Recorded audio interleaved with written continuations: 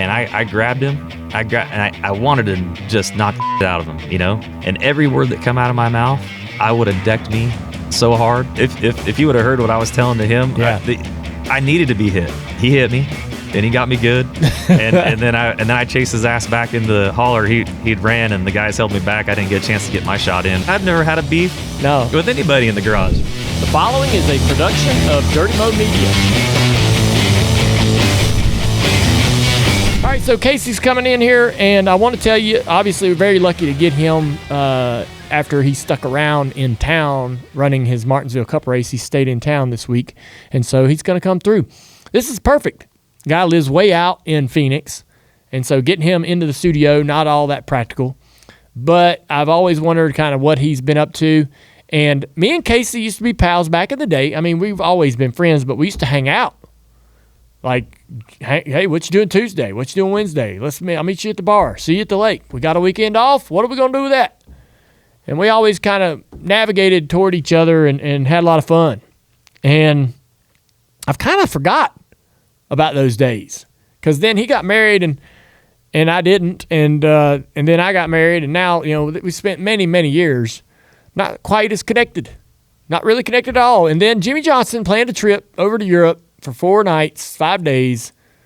Matt Kenseth, Casey Mears, myself, and all of our beautiful wives. And holy moly, that was fun. It was great, and to reconnect with Casey. And anyways, it's got me curious.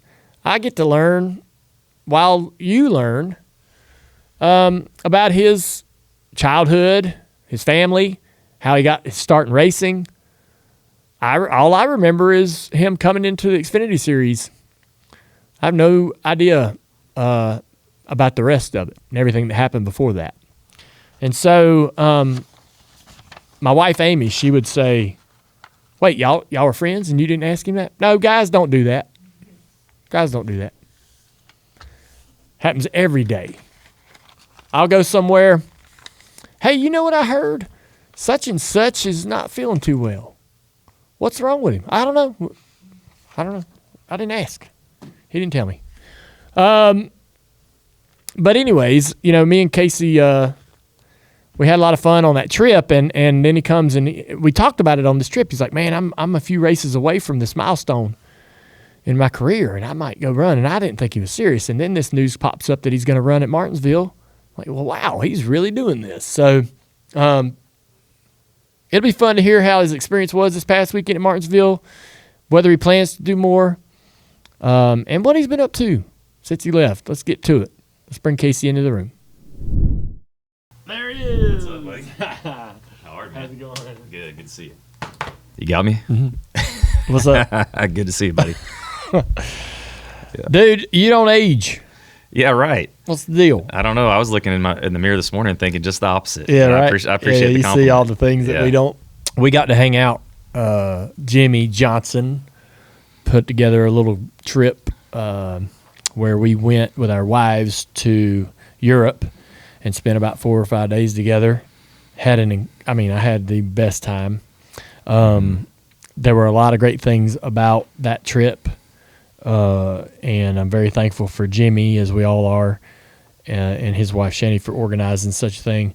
But and Matt Kenseth and Katie were there, and it was awesome being with everybody. But man, I think you were the life of the party. You kind of, I don't know, man. I've known you for a really long time, but I don't know why, but it feels like that where you are in your life now, you're so much more comfortable. There's a lot less anxiety that I think we all share when we're out of the muck of a racing career. But you seem just happy. And man, you were every day. We were all getting up with a headache and a little hungover. And boy, the first text you would send would be some goofy picture or something about the day, and we'd all go, "Man, yeah, this is awesome. We're all lucky to be here together." And I love your attitude, man. I don't know really where I'm going, but I just wanted to say that I'm thankful that you're here today. I was excited to hear that you were going to race in the Martinsville race. Mm-hmm. I want to talk about that with you. You you got in Carl's car. It's a struggle because Carl doesn't have a ton of support. It's his own car, his own engine. Right. Some of the races that Carl does, there will be some support, but in this certain instance, this was all you and all him. How did this deal come together? When did you start talking about doing this? Well, first of all, I just want to comment on the first comment you made. I really enjoyed that whole trip with you guys. We had a blast, and I think that you and I early on, you're one of the first guys I met when I first moved back here. We were hanging out and having a good time back in the day. There was a time throughout our careers where we didn't hang out as much, towards the middle end of my career. And I was having kids early, and, my life kind of changed. We went different directions. And you've always been super supportive of me, and I really appreciate that. And one thing I'm never going to forget, and the reason why it's on my mind is because I just ran Martinsville. And one night, and I don't even know if you remember, I think I brought it up to you before, and I don't even know if you remember the night, but we're all having a good time like we used to have, probably too much fun. Yeah. And I was just beating myself up because I absolutely hated Martinsville. Like, I didn't hate a racetrack more because I come from IndyCar racing where, I never ran anything under a mile. Yeah. Right. So I didn't short track race like you guys did growing up. And I went to that place and you could have just blown it up and put fish in it. I wouldn't have cared, Yeah. And I was so pissed off one night, and I'm at your house and we're having a few beers, and you and I ended up being like the last two up or something. We were talking about it. And you told me, you go, dude, the first time I went to Martinsville, I hit every single thing. And I think he said even including the pace car. I did. Right? Yeah. And he goes, just so you know, it's a hard place to drive. And you kind of just settled me down and got some perspective on that. And I think we stayed up and watched a couple old racing videos, and then we all ended up going to bed. But anyway, coming back here and running Martinsville this week, that thought was fresh on my mind, knowing that I was going to come see you today. Yeah. Yep. So when I saw you at the trip last year, you were talking about this milestone that you wouldn't mind reaching. Right. What is that milestone? Well, I was doing an interview, and Jimmy was, I think, doing a test for the first time back in a stock car after being at IndyCar for a while. And a reporter came up to me and he goes, yeah, man. He goes, you've been around quite a while. You got 489 starts. And I think he was asking me about the new car, what I thought about it, something like that. I can't quite recall. And I walked away from that interview going, dang, I'm 11 away from 500. Yeah. That'd be a nice milestone to have. And so I lightly started reaching out to people, walking through the garage saying it's something I'd really like to do. But, I mean, I've been so far removed for so long now that, I really never thought it would happen. Yeah. And a friend of mine, Doug Barnett, called. He used to do a lot of stuff when I was with Germain Racing, and he's always constantly trying to get me a little something or try to figure out how to get me in a car again. And he goes, man, you should just call Carl Long, and just see. And so we started talking. We ended up on the phone for about an hour. We started BSing about the old days a little bit. And Carl goes, hey, would you really be interested in maybe driving my car? And I thought, well, what the hell? I mean, back in the day, I probably wouldn't have, because, I was fresh out of some good cars. Yep. And last thing I wanted to do was get into something that didn't have a good chance of being competitive. And but now with that goal in mind, it's a totally different perspective. And I thought, well, sure, man, I'd be interested in that. And shoot, I think he called me back a week later and said, hey, I got something. You want to go? I said, okay, let's do it. That was it. You didn't have to bring any money? No, I didn't have to. He actually found a couple things. He goes, he was excited because he felt like I was sellable. You know? Right. Some of the younger guys that he had in his car, he didn't know how to sell it. And he felt I was sellable. He called me and he was able to sell it.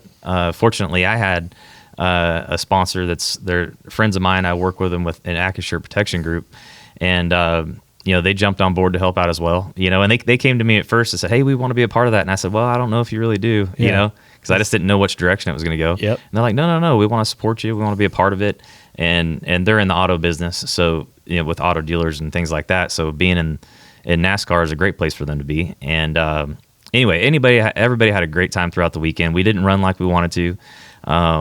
Had that conversation from you prior to the race, and I did a good job of soaking it all in and enjoying my family being there and looking up in the grandstands, and appreciating all the fans that had positive things to say throughout the weekend. God, I had people that flew in from different states that hadn't been to race in 8 or 10 years and said, man, we just came to see you. Mm-hmm. And I was like, damn, okay, that really hit home for me. I mean, it was a personal good feeling to know that you had an impression on somebody like that throughout your career. They, the thing that I like is when we decide that we're not going to do this anymore, with some people, I don't know. I love to just scratch the itch. I just need to go. I'll be brutally honest. Like when I was running those Xfinity races once a year, right? And I was lucky to be able to just say, hey, I want to run one a year, and had this really successful team to do it. And so, but I would get halfway through the race and I'd be like, man, I'm pretty good. Yeah. I've got everything I needed, Yeah, now, whatever happens, I'm going to finish this race. But I love the smells and the sounds, and I love standing there before. I love there's a moment after intros. You get done with intros, and you're just standing by your car, and you got your kids there, your wife, and there's just a little bit of time to be with them and to like watch them or really soak it in. Yeah, appreciate it. I mean, so cool. I never did that. Like when we were full time, you probably didn't either. No, you have a damn gun to your head. Golly. Right? Yeah. It's like you got the sponsors looking at you, want to do good. You got the team you got to perform for. You in your heart, you want to go beat every damn guy out there, and you got this intensity on your mind, And when you're trying to do it at the top level, beat the best guys in the world, you don't have time to sit back and go, oh man, it's really cool to be here. You're there to beat them guys, and so it is special. This was a special weekend for me for that reason, and I appreciate the reminder prior to the race to soak that in. And I did, though, the one thing I did do, I could tell once I knew that I lost my ride in the Germain car. I was running out about the second half of that year, and I used to call Booty Barker to the window every now and then, and I'd grab him and be like, "Hey, dude, you're a NASCAR Cup crew chief, and I'm a NASCAR Cup driver. I said, this is pretty badass. Yeah. I said, let's go have some fun. We do that before practice." And I tried to soak it in as much as I could, but you can't. Yeah. You get some of it in, but not all of it. I hadn't been in a Cup car in a competitive race in nearly 10 years. What did it feel like? What was it like I'll never do it. I'll never go run a Cup race. No? Nope. Never will. Good thing you got that car now, so maybe I can. Yeah. Yeah. I was going to April Fool's you a little bit. Yep. I was going to get on here and announce that we got 10 races in the 40 car. Man. I would love that. No, but go ahead. I'm sorry. But what was once you get in there, it all kind of changes, right? You can't help but get a little competitive and you got to be, focused and locked in. But like, did you have a couple moments during the race to sort of, go, damn, man, this is, what was different? Did it feel different? Yeah, I mean, the car itself obviously is a different car. Mm-hmm. I think, and this is me assuming this because I haven't driven the bigger tracks in this car. I haven't even been on a road course or anything like that in this car. But I feel like Martinsville was probably going to be the least discrepancy between what I drove in the past and what the current car is, right? It's a really mechanical track. There's not a whole lot of aero. Outside of shifting, even at the end of the cars that we drove prior to the new car, getting the platform really stiff, no roll, they were getting really flat and that kind of thing. So I felt like immediately 5 laps in, I was amazed how comfortable I felt right out of the gate. Yeah. Like 5 laps in, I was like, oh, yeah, I've been here like almost 30 times before. I'm fine, And immediately I just went to, well, the car doesn't work. I got to get this thing fixed. I got to go faster. Yeah. It just came all right back. That's in practice. Yeah, it was in practice. Uh-huh. How was the shifting? The shifting wasn't too bad, and I have a SimCraft simulator, and iRacing, all those guys, they really do a pretty damn good job of getting it close. At least, sometimes you don't have all the feel, but all the indicators are right, and the track is extremely accurate, right? The timing of when to shift and downshift was almost identical. Yes. So I ran probably 15 or 20 races. Shorter races, like 15-minute races on the simulator. And when I unloaded in the car, I felt like I'd been there, yesterday. Damn, so cool. It was super cool. But right away, it was like, oh my God, I gotta get this thing fixed. What was wrong? We had a couple different issues. At first, it wouldn't even drive straight down the straightaway. Like I'm in the gas. Yikes. When you're in the gas, if I could keep it loaded all the way down the straightaway, it'd be fine. But I had to lift to shift. And the transfer of the load when I do that, man, the thing would. When I'd shift and downshift, it was doing this. I'd get on the brakes. I'm like, oh, thank God. How'd you fix that? Now I'm on the brakes. They did. There was air pressure in the left rear helped the most because we couldn't really fix what was wrong. We were pretty far over cambered, but we didn't figure that out until we got there. And then once you get there, you can't change it. You're kind of locked in. Yep. And so we inherently had some things built into the car that were a mistake, unfortunately. Those guys, honestly, I hats off to Carl Long's team. I mean, it is very, very difficult to do what they're trying to do. I mean, he's got 9 guys at best, probably 3 full-time guys that are working on that car. And, he's juggling sponsors, trying to run some Xfinity stuff, trying to run some truck stuff. And they got a small program. And, we had lost a sponsor right prior to the race, and then some other guys stepped in and picked it up, which was super cool. And, but he had a lot weighing on his mind. So to make sure that car was perfect before it left would have been very difficult. Yeah. But, at the end of the day, we masked it the best we could with some stuff and got me some laps. We were trying to make some changes. That wasn't quite working out either. So I was like, man, just let me go out there and get all the laps in I can. Yeah. And we'll make something prior to the race. And they got it straightened out. They got a little better. They found the right rear shock. You know how you wind the right rear shock all the way in and then count your rounds back out to know where you're at? Well, there's like 40 rounds you can do on that when it's all the way in. And we wanted to be 38 out. And it was all the way closed. So through practice and stuff. So that and some left rear pressure straightened me out quite a bit. How did your experience in the race go? I mean, forget the net result. I'm just saying, like, as you're running the race, did you have a great time? Did you have some funny moments or any kind of tough moments? Yeah, I mean, I there's a couple times I downshifted a little too early when the tires were wearing, and I got the rear end kicked out going into the corner, which got my attention. And one thing I really appreciated coming back was I didn't know how I was going to be received amongst the other drivers, and I knew they were so happy to see you. I knew I was in a position too where I was probably going to struggle with the car. Yeah, I didn't want to be that guy. Mm-hmm. I've raced around those guys. I get frustrated with those guys when I'm out there being competitive, and there's somebody I'm seeing every 15 or 20 laps. You know what I mean? And but the respect amongst the garage was pretty awesome. It was really cool to see a bunch of guys I hadn't seen in a long time, and the newer, younger faces that I never raced with, I never seen. They knew me, but I didn't quite know them. Mm-hmm. You know what I mean? Because they grew up watching, and the respect from those guys was great. And it was funny because that Carson Hocevar, he's a trip. And I've been watching him, and he's doing a hell of a job. Mm-hmm. Faster, he's faster than all get out, but he's raising some attention for himself. Mm-hmm. Not always in a positive way, but a super nice kid. Mm-hmm.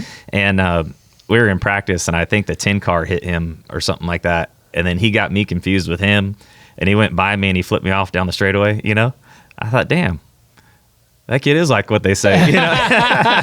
So I went up to him after he qualified after me. We talked for a little bit, and I said, it's probably not a good idea to do that because you're going to see me probably multiple times throughout the race as you're going by, and you don't want to piss off a guy like that because he's too close and you got a lot to lose. And we just laughed about it and had a good time. But do you remember back in the day there was an era where there were birds coming out the window like every other lap to everybody. Remember that? Oh, yeah. You remember how pissed off you'd get when someone flipped you off? Yeah.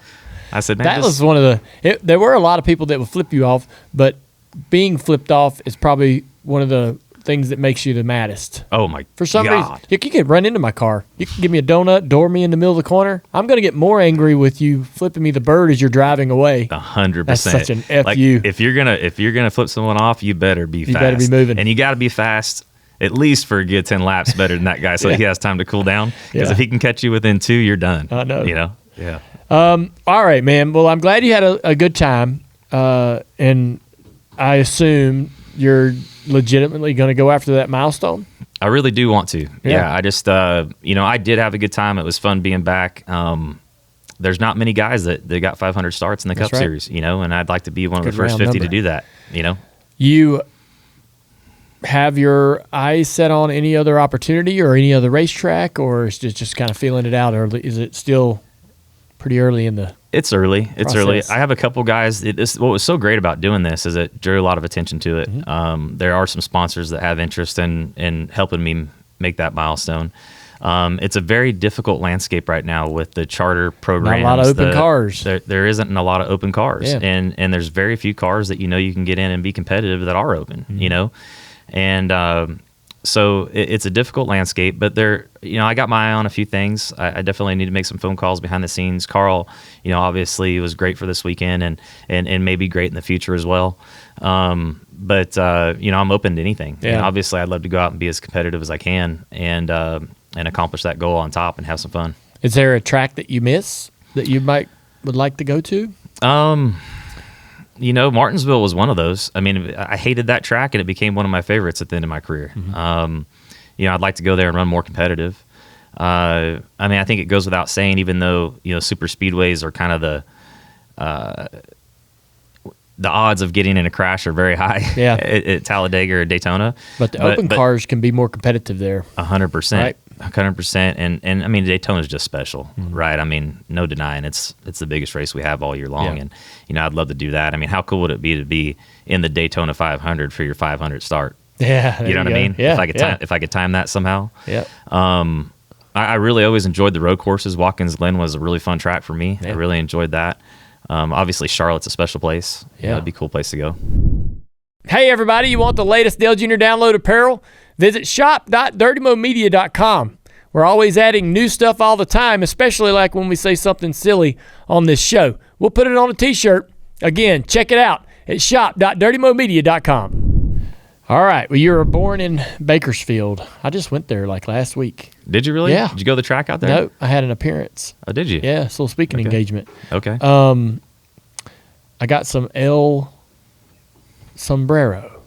El Sombrero, yes. Did you? The Mexican place? Yes. Yeah, oh yeah. I actually text Harvick and I said, I'm in Bakersfield, man. He's like, get some El Sombrero. So I had some of that on the plane. There you go. There you go.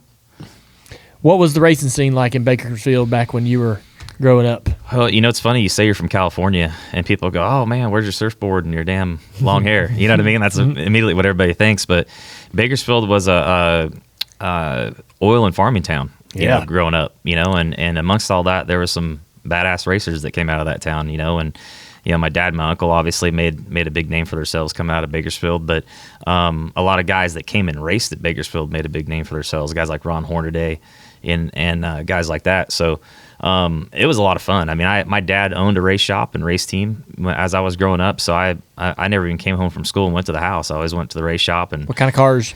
He was racing off-road at the time. The Baja 1000 and what was really big back then was the Mickey Thompson off-road series where he raced inside the stadiums. Oh, hell yes. Yeah, it was so much fun. You want to talk about the kind of racing that's the closest thing to a boxing match? It was that right there. That, honestly, shout out to that, because when that deal was going strong, I never missed it.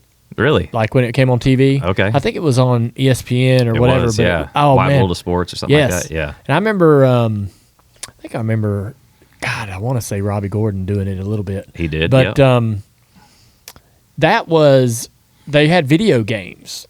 Yeah, they had that Ivan Stewart game. They did, but they also they had that where they had the stand-up arcade game, like you'd go into a bowling alley or something and play it, and it had the 4 steering wheels. Right. But they also had like a console version or something like that. They did. And I loved it, man, because it was contact, parts falling off, noses and quarter panels and things. Yep. And to a kid who just loved racing and motorsports, it was I don't know, it was full contact and a lot of energy and cool little contained tight course like short track racing.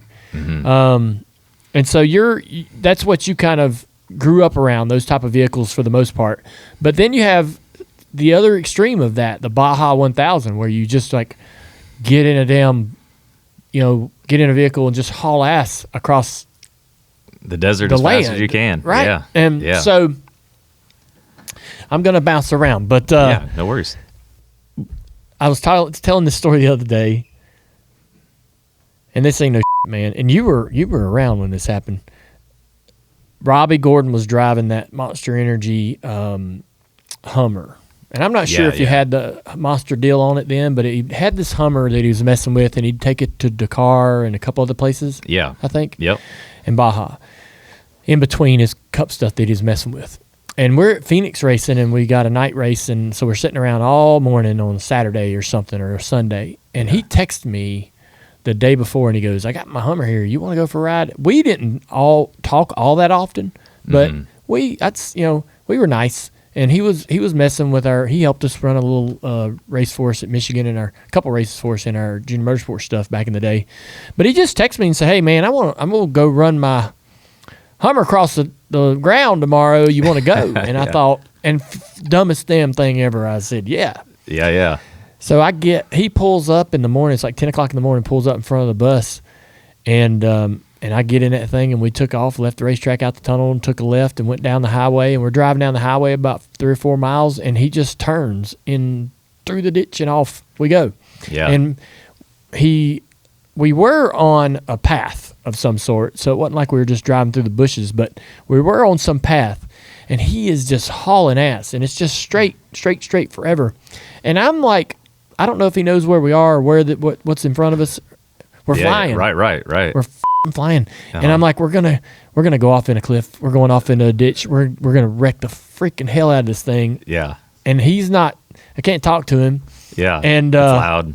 Yeah, I have no idea if he knows where he's going. Yeah. I was so scared. I got to tell you, man, he's, Yeah. for Robbie, for all the right or wrong reasons, man, I got a lot of respect for what he's done throughout his career, his whole life. I mean, that dude has driven just about anything.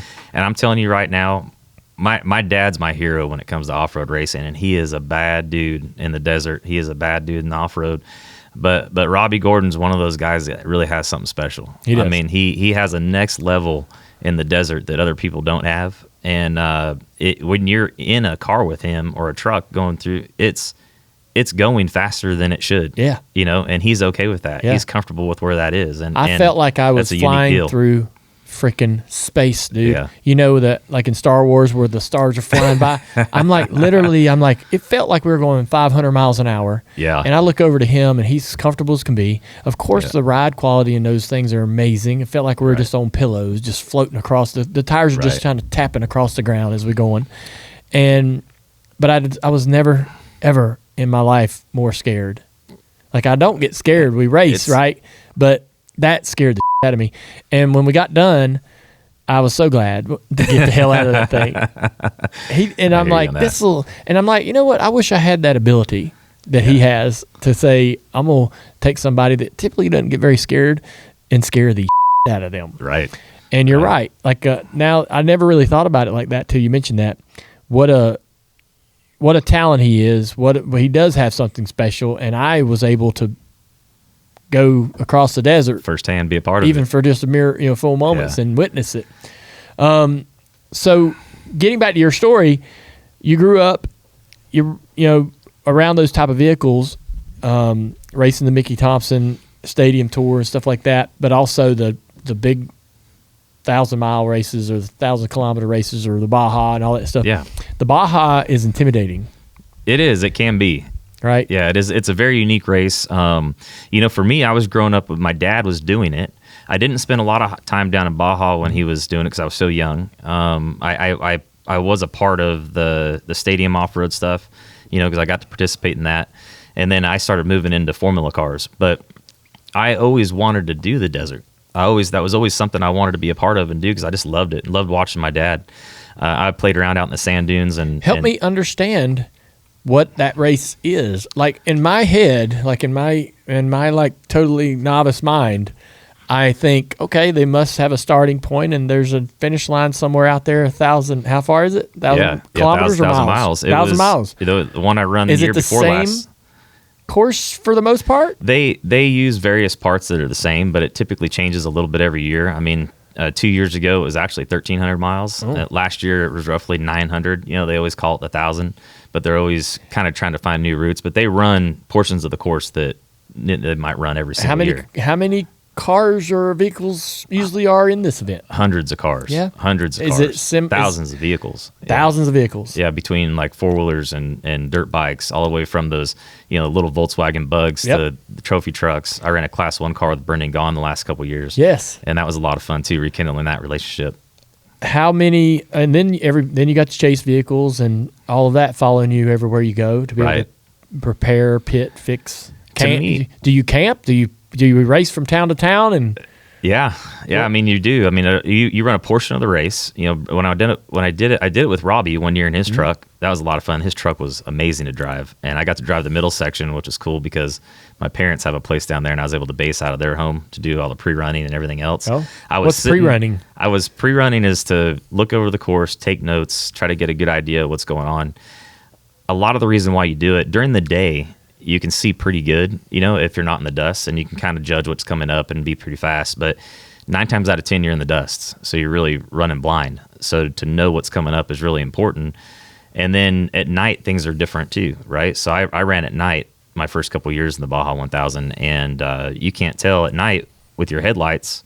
You can't tell if a hole is a foot deep or if it's a 20-foot deep hole. Damn. Right? Because all you can see is the high spots. Mm-hmm. And so you have to think when you're pre-running, okay, if this is at night or if I'm in the dust, what do I need to know so that I can stay in the gas when I can't see? Because you can't lift. Don't lift. If you're lifting and the next guy doesn't, yes. you're losing. Yes. You know what I mean? So it's the competition that makes you do that. Mm-hmm. And I gotta say, it scares you to death, because I don't know how many times throughout the race, you know, I get scared because there's so many unknowns. I mean, you're running wide open, you can't see. I mean, I was running 120 miles an hour down a road that I knew I could run wide open down, but I couldn't see 40 feet in front of me. Damn. And the co-rider's going, yep, keep digging, yep, straight, go. And as soon as they stop talking, you're like, did his mic stop working? Oh, you know what I mean? Yeah. Is there a 90 coming up and I don't know about it? Yeah. So there's all these little heart-stopping moments throughout that race. And I guess to a lot of people that wouldn't sound too intriguing, but the level of, adrenaline that you have in that race the whole time, just, you know, pushing yourself to the limit to tackle this course, you know, where do you stay at night?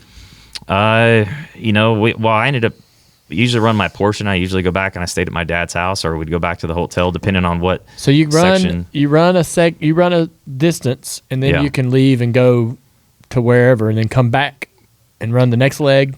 Well, you only run one leg, so like if there's 1,000 miles, you know, you have one job. I run my 300 and whatever, or 400 miles. That's it. And then that's it. Oh. I hand it over to the next guy. And he runs, like a baton. and then I go get some sleep. If I run one of the early legs, I go get some sleep, and I wake up early in the morning to catch them across the start-finish line, you know, in Ensenada or Cabo or La Paz, wherever it ends up being. So how long does the race take to run? I would say roughly 20 to 24 hours ish. Oh, okay. Yeah, it's pretty long. It's fast. Actually, I thought it would be days. Oh, no. It's I mean, these trucks are hauling ass these days, you know. They're running fast. Sorry, I mean, I'm learning. This is what's great about this show. Yeah, I mean, give me some moments where you your pants? Well, we've been talking about that on this show quite a bit here lately. Yeah, there was one time, you know, we're in the race. There's a water crossing. Right after the water crossing, there's this massive tree, and it's a straight uphill climb. You know, that's pretty gnarly. Like, you got to get around at the bottom to make it all the way up at the top. And there was a guy that was broke down right at that tree. Ooh. Outside of that tree, there was about 4 feet, and then like a bunch of bushes and rocks, and then up the hill there's a big bush and rocks, right? But you can't see up the hill because there's this big ass tree in the way. And so we kind of assess what's going on. We go, okay, we're gonna go around in those rocks, but we got to haul ass because I got to make it up this hill. So I cross that damn water, and I stand in the gas, and I freaking clip the back of this guy's truck and put my right sides out in the rocks and plow over a couple trees and jump back on. And when I jump back on to go up this hill and I finally clear the tree where I can see, there's a buggy that didn't quite make it, and he's backing back down the hill to try to get down. And I'm about to just destroy this guy, right? Mm-hmm. So I fire off out in the bushes and see a tree that's probably about 8 feet tall, and we blow right through that freaking thing. I don't know if somebody's camping on the other side of it. I don't know if there's another car on the other side of it. I know nothing, right? And we blow through out the top of this tree and get to the other side, and we made it. But I mean, that whole time I was just in the gas and just praying that nothing bad was going to happen, you know, but it's what I had to do to get through, you know? There's another time where it rained like hell, 2019. It was the very first time I ran the Baja 1000, and I ran with Geyser Brothers, and Exalta actually was the sponsor. They wanted a NASCAR guy to be a part of it. I just happened to move to Arizona at the time and was dying to run the Baja 1000. So I went and ran with these guys, and it rained harder than it had ever rained. It flooded Ensenada. It was the first time. Here I am, knowing that I'm in a series that definitely isn't going to get canceled because of rain and have to race on Monday. First time in ever it did it. Oh, wow. I might have brought it, you know? And so we had pre-run. We kind of knew what was coming on and coming up because we'd made all these good notes. I was on a real flat, fast section with a couple big rises, that were just, you put an airplane, if you know it's clear, you can stay in the gas over the rise, that stay in it and go. Mm-hmm. And it was one of those. I'm doing 120 miles an hour again and going to stay in it over this rise and hope that a donkey or a civilian isn't driving a car on the road or something on the other side. And I jump up and I get in the air and about 100 yards, it's about 4 feet deep of a lake. Oh, because the water just filled in, and we landed in that thing. It freaking dumped through the whole deal. But you didn't know because when you pre-ran, none of that stuff was there, And it was fenced on either side, so you couldn't get out of it. And I start chugging through, and it started about to get stuck. Oh, so I stand in it, and it all comes through the hood again. I spin out. Neither one of us could see. I just stayed in the gas, and I just knew I didn't want to end up in the water stuck, know. And we ended up way off out to the side, facing the wrong direction. But I was in some dirt that I could get a hold of, and we turned around and took off again. But there's moments like that throughout that race. And what is a really cool, I mean, we have moments throughout our races, right? There's always a story. It doesn't matter how you run, whatever. Something happened to you throughout that race that was a challenge to get through. And Baja's no exception. I mean, you the stories that you get out of that event and sitting around a campfire with 10 or 15 other guys that just did it with you, it's it's always been a place where we've just loved it and enjoyed it and had fun. But we've always known that, I mean, in Mexico, there's a little less rules, right? That's part of what's fun about it, right? You can go down there and have some fun, but at the same time, there's a little less rules, right? Yeah. So if you end up the wrong place, wrong time, you can be in a bad scenario.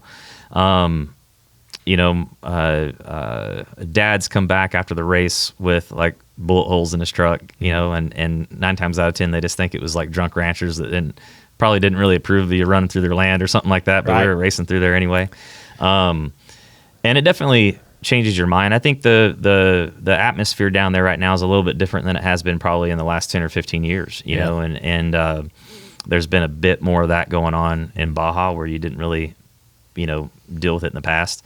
Do you think you run more Baja races in your future? I want to. Yeah. I really do want to. I love it. I mean, it really is. There's nothing like it. I'm telling you, once you're a part of it and you do it, it either gets in your blood. You either get down there and you love it, or you absolutely can't stand it with your whole heart. And we're the other way. Yeah. We love it with our whole heart and have a good time with it.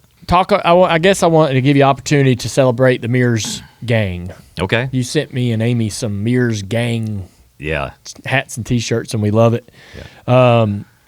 The Mears name. Now I understand, and I don't know where the rest of the world is, but I'm sure racing aficionados or racing fans are aware, but maybe the casual fans not so much. But in my mind, the Mears Gang, there's a lot of racers with the last name Mears, right? And very similar to the Unsers and the Andrettis. Right. You guys aren't quite as out there with it. And I would say the other thing that I think is unique in your family is you all had different disciplines. Like you went into stock car racing, and there's the Baja and the buggies and the trucks and the IndyCar and all kinds of stuff, right? So everybody was kind of doing a little bit of everything. 100%. But there's a ton of success there. I guess help me understand what that was like growing up. Did you realize, I suppose, when did you realize that there was some real legacy and a story being told? Yeah. So first of all, the one thing that was just the coolest thing ever was seeing Amy and the girls sent that video race morning. That was the cutest thing ever. So that was super cool. I want to tell her thank you. That was a blast.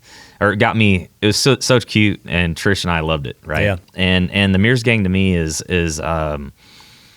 it's a big place in my heart.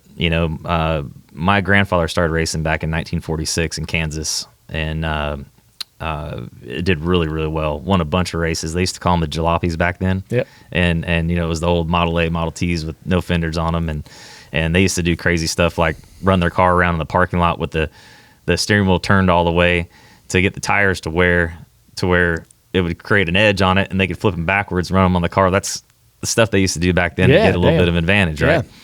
And so my grandfather had a huge passion for racing. That's what he loved. That's what he did. But he had a backhoe business, That's how he paid the bills.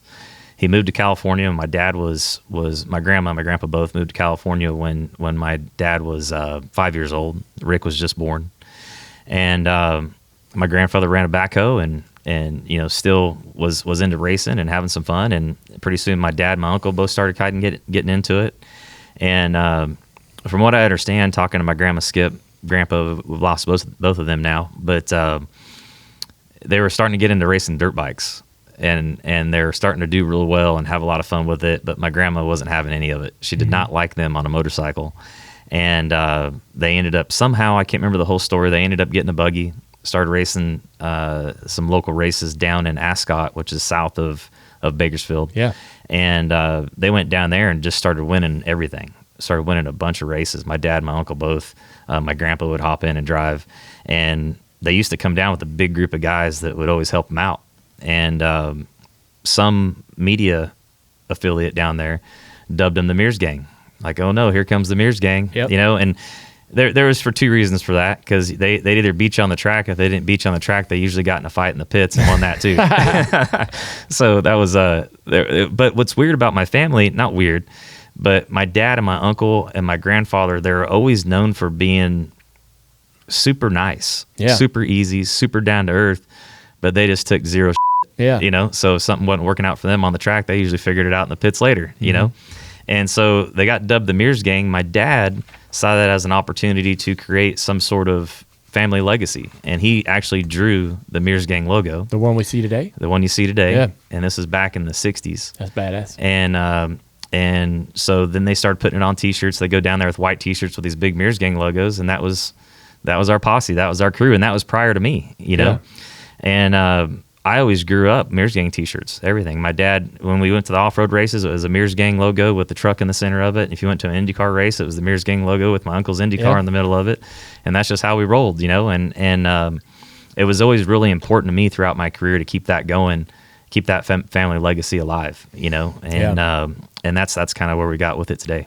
So, how did you begin your racing career? What was the kind of first thing that you saw and you went, I want to do that? That's where I'm going to. The very first thing I raced, I was 5 years old, and I raced a 73-wheeler, flat track stuff out of Bakersfield Speedway. Damn. And so I raced flat track and a 3-wheeler, and then jumped up to 4-wheelers when they first came out. And on a flat track. Circle? Flat track. It was a part oval, and then you'd go in the infield. And then, at Bakersfield Speedway. Back and forth. Yeah. And jumped up to 80s, then went to modified 80s. That was really cool because we built these really custom. They started out as a dirt bike, and because they had the horsepower and what it needed out of an 80 2-stroke, and people were converting them into 4-wheelers. A really good friend of ours and a close friend of my dad's. Does the track have a jump? No jumps, just flat. All flat track. Just hauling flat ass. track stuff. 2-wheel drive. Yeah. Yep. And a good friend of my dad's, Billy Anderson, really good friend of ours. He's going through some health issues right now, but he built this quad for me, and I have it to this day. Really? I hung on to it. Yeah, it's a really cool little piece that he built, and that thing was so fun to drive. But went from that to racing go karts. Went from go karts to Formula Mazdas. I ran Formula Mazdas for a long time. Mm-hmm. Got into Indy Lights for 4 years. Dabbled in Indy cars. My first Indy car race was for Bobby Rahal at California Speedway. Finished 4th and led the race. How old were you? I was 19 or 20 years old, something like that. Yeah. Somewhere in that range, I believe. I could be off on that. Your fact checkers probably get me on that one. But yeah, we were running California Speedway. We'd average 236, and in the race, I got as high as 257. Yeah. In one of them cars, and they were just rocket ships, man. Fun to drive. Unreal back then. And then randomly, I had just a brief story of how I got to stock car racing. Yeah. Was obviously we had a relationship with Roger Penske, with my uncle racing there, and Dan Lugenbuehl, who was Roger Penske's right-hand guy for, I had to be 30 years or more, had become a pretty close friend, and he knew that I was coming up through the ranks, doing the Indy Light stuff, dabbling in IndyCar, and he had a friend, Wayne Jessel, with Jessel Valve Trains, that was just getting ready to buy into that CC. It was CC and somebody ended up being CC Welliver, I think it was at the time. Oh yeah, yep. So he bought into that. Yeah. Yeah. He bought into that. So it was well over Jessel. Yep. And that's when Hank Parker Jr. was racing there. Yep. I know you guys are buddies. We are. Yep. And so I was at Indy one year. That's a whole nother story. Gosh dang, that was a crazy month. But I was at Indy one year trying to qualify for the 500. I was in a terrible situation and just missed the show. Ended up just missing the show to make my first Indy 500, and I was just a wreck. I was so upset about that. Ran into Dan Luganville on the way out of the speedway, and he goes, "Hey," he goes, "I got a buddy of mine. He's starting a Busch team. We're looking. I've been talking to Roger. We're trying to create some sort of feeder program for the Cup program, and Rusty's probably going to retire in a few years. This might be a good opportunity for you getting this deal. Maybe it goes the right direction, And I thought, well, what the heck, because CART and IRL had split at the time, and nobody knew if CART was going to be the series or if IRL was going to be the one to continue to go on. So I thought, what the heck, I'll go try it. If it doesn't work out, maybe by then I'll know what IndyCar series to go back to. And by chance, I got this ride through Dan to go run the Busch series, and it was a tough year. Transition. Yeah, it was oh my gosh, from driving an IndyCar to going to a stock car, it was like apples and oranges, big time. And now you made a mistake. Yeah, now looking back on it, I think it would be easier to go the other direction. Oh yeah. I mean, when you go to an IndyCar, they turn better, they stop better, they everything's better, right? Except for the racing and the fans, And so so then I get to that, and another really, really crazy story was, so I drove for those guys. It didn't really go well, but I got a lot of experience. I had a 2-year deal with them, but it was just, they didn't know if they were going to have a sponsor for the following year. It wasn't working out. Mm-hmm. And I got a call from Ricky Hendrick, who was a good friend of ours, and we started talking quite a bit. And Brian Vickers and I were kind of going back and forth a little bit in the Busch series at the time. And Ricky called me and he goes, we were at his house one night, and he goes, "Man, I'd really like you to drive that 5 car." And I said, "You got to be kidding me. I'd love to drive that 5 car. You kidding me? To get that chance to drive for Rick Hendrick, my second year back here in the stock car world." And so he set me up with, I had the ride, through Rick. We talked about it. This is the 5 Xfinity car? The 5 Xfinity car. Yeah. And so Jimmy was my best friend at the time, and one of the only guys I knew when I moved back here. He had Alan Miller, who's been a good friend of a lot of ours, and really done a lot of good things for me over the year. But Jimmy goes, "Man, you really need to let Alan take a look at this. Just make sure that he's got things squared away." And I said, "Dude, I don't care what I'm getting paid. I don't care what that contract looks like. Yeah. I want in that 5 car, And he goes, "Well, you should really have somebody look at it." And this is going to paint Alan in a bad light, but he did so many good things for so many of us, and he continued to work for me beyond this, or work with me. But for some reason, whatever conversation Alan had with Rick called me and said, "Sorry, man." I thought he was calling to congratulate me. "Hey, you got the ride, done deal." And he said, "Nope, not going to work out." What? And I was like, "What? How? Why? What's going on?" And anyway, I lost that deal. In the meantime, is that all you know? Well, I need to sit down and talk to him more and really understand what happened in that conversation. Yeah. And I probably should have had that conversation when I drove for him again in the Cup side, and just kind of understood why that didn't work out. Oh, man. But so I didn't have that deal. I lost it. And in the meantime, I had to go to court to get out of my current agreement that was a 2-year deal with the previous guys. Yeah. So I went and got out of that deal, thought I had the 5 deal lined up. It didn't happen. And I'm getting ready to go to the Race of Champions with Jimmy and Jeff, right? Wow. And I'm going as a tag along. They're both going to drive, and we're going on this European trip. Now, mind you, I just got into the Busch series. I'm not making hardly anything, right? Jeff's got a damn boat. He's got a place in New York. He's won the championship. He's Jeff Gordon, right? Jimmy's successful and doing well. He's in the Cup series. And I'm getting ready to board this plane to go on this trip with these guys. And I can barely pay for the hotel rooms that I'm getting ready to go to, right? And I know I don't have a job. I'm like, this is ridiculous. What in the hell am I doing? And as I'm walking down the jetway to go on this trip, it was at the end of the season, I get a call from Chip Ganassi or Andy Graves at the time. The very first stock car that I ever drove was for Ganassi. As I was still doing IndyCar stuff, they let me do a test back here for Sterling Marlin's Cup car. Very first stock car I ever drove. Wow. And it went well. It went pretty good. one of those two called me, and I'm walking down the jetway, and they go, "Man, we got to have you." And I thought, okay, cool. I'll be driving an Indy car for Chip. This is going to be awesome. And they go, "We got to have you." And I said, "Okay, all right. Well, what's the deal? What are you thinking? You want me to get back to Indy?" And "Oh, no. This is for a Cup car." I said, "A Cup car?" I said, "I've just had one just really mediocre year in Busch, and you want me to go get in a Cup car?" And they're like, "Yeah, we got to have you." And so they go, "Man, we got to have a good, clean cut young guy, and that can represent Target." And their target audience was young moms, and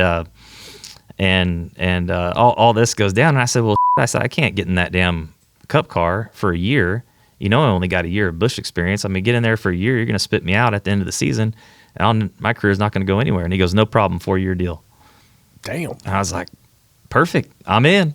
And so I walked on that plane. Jimmy and Jeff sitting in first class. I'm getting ready to go back to my back row seat, and I'm on the plane like this. Yes, boys, we're gonna have a good time on vacation. I just got me a Cup ride. You know what I mean? Yeah. And I'm gonna be racing with you boys next year, and that was a really cool, really cool moment. Holy yep. Chip's a good dude. He is. Yeah.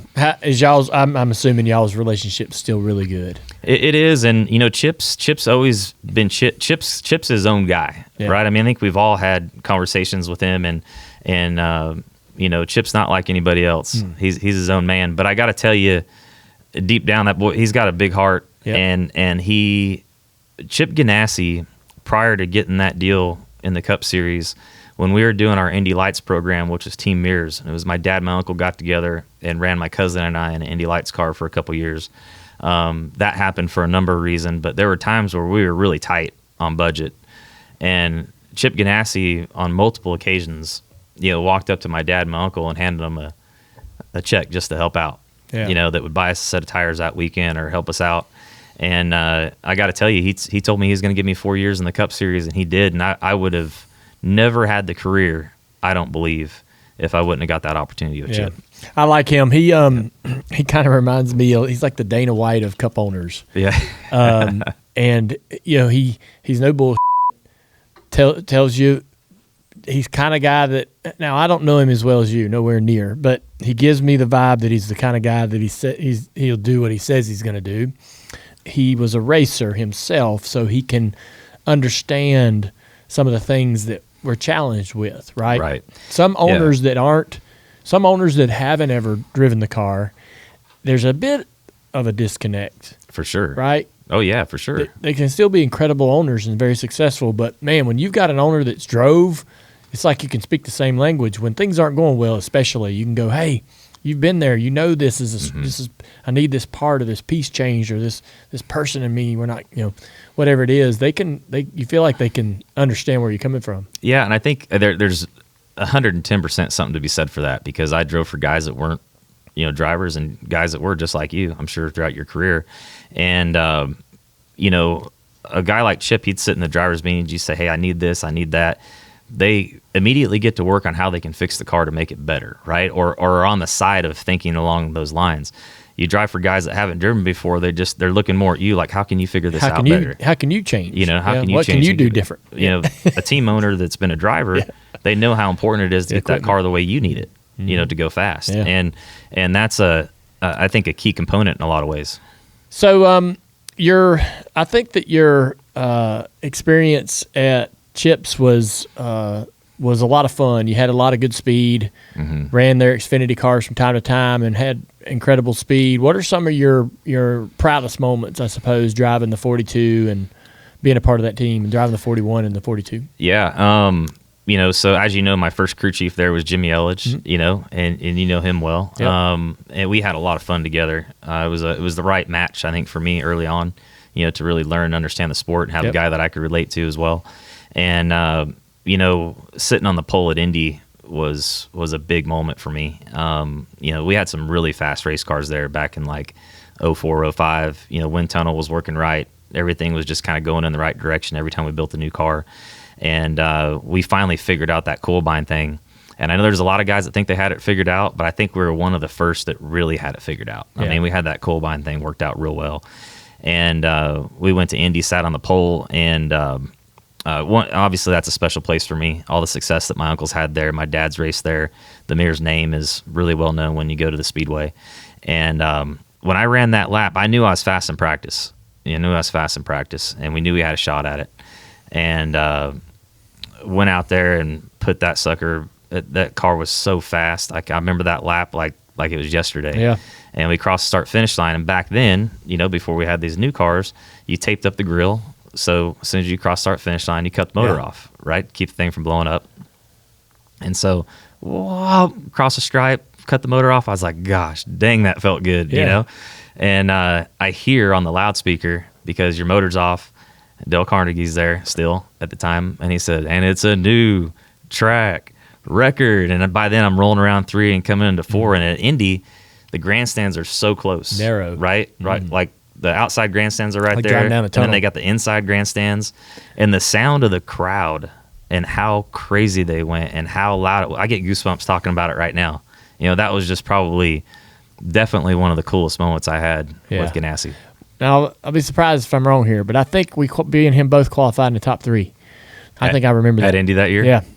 I think I remember. I know when you and I qualified, we qualified 1-2 at Pocono one year because we were both about ready to go. We were the last couple guys to go out, and the rain came over. And it cooled the track off.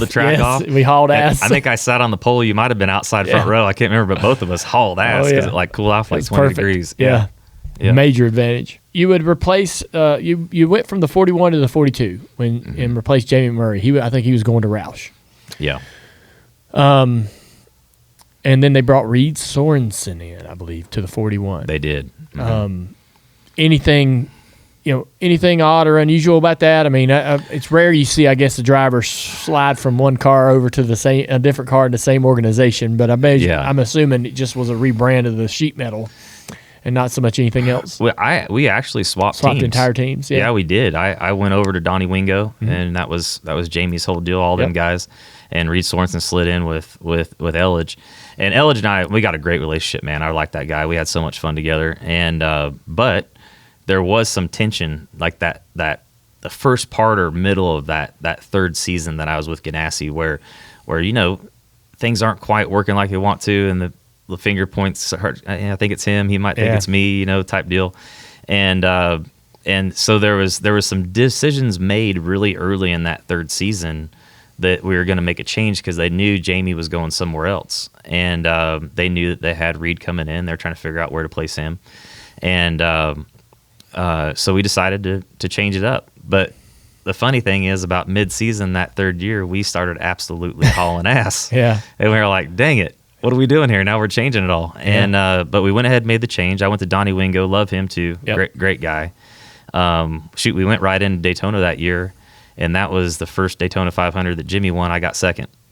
And I'll never forget Dodge being so pissed off because here I am with a run. I'm third, and there's Newman and Jimmy. And Newman's in a Dodge. I had to pick somebody, right? I couldn't go. I wasn't going to go buy both of them, right? And so my first thought was, I'm getting behind Jimmy, And I pushed him to his first win at Daytona, and I ended up getting second. And I'll never forget after that race. Tony Glover, right? We were pretty tight.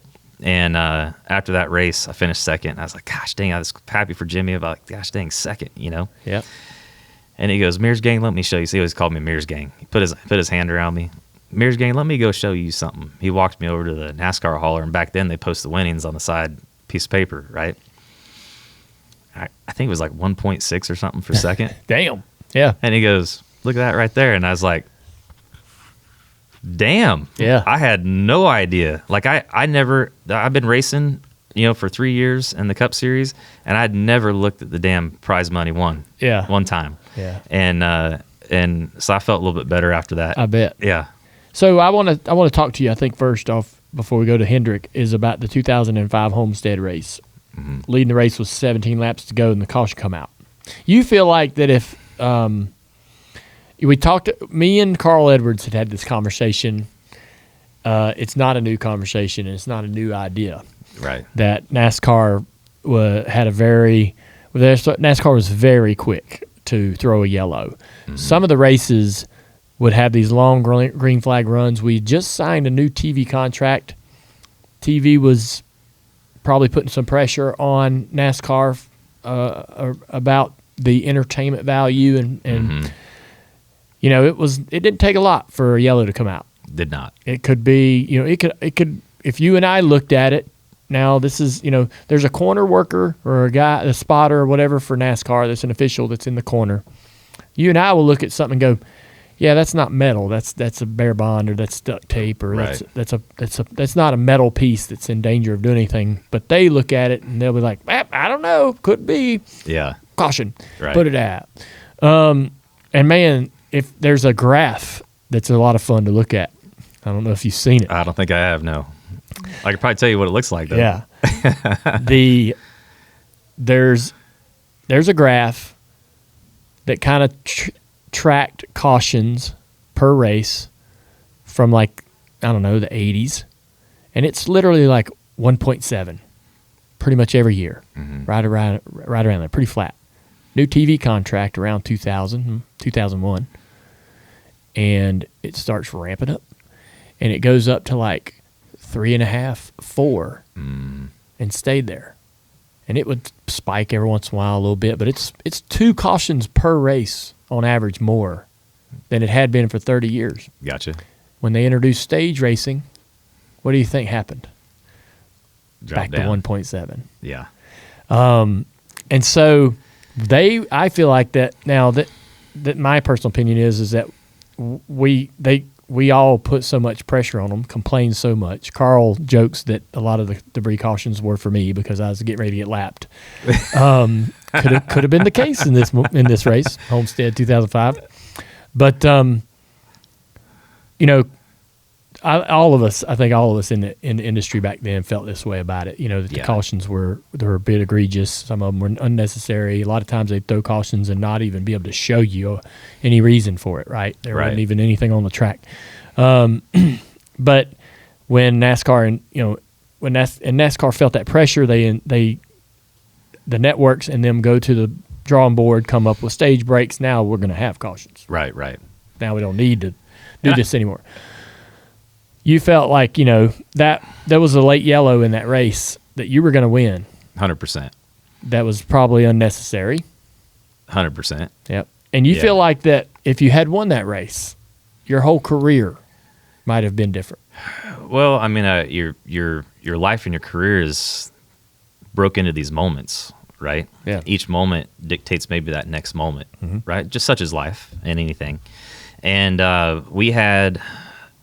Well, not that one. We had 3 races that year. We were leading Texas at the end, had a caution with like 5 to go. We were leading Atlanta, had a caution with like 6 or 8 to go, and we were leading Homestead with 17 to go. And you know, I don't think that they did that in a way of, you know, we need this other guy to win the race. No, it was purely an opportunity to make the racing more exciting. And I gotta say, the fans, from a fan's perspective, to get like a green-white checkered or a late race run, I mean, it was exciting, right? It saved the day. Yeah, you bunch everybody up, and everybody goes racing again, and for that period of time, you know, I can't say that it was wrong, you know, but I can say it didn't work in my favor. Yeah. You know, a handful of times, and you know, that particular one,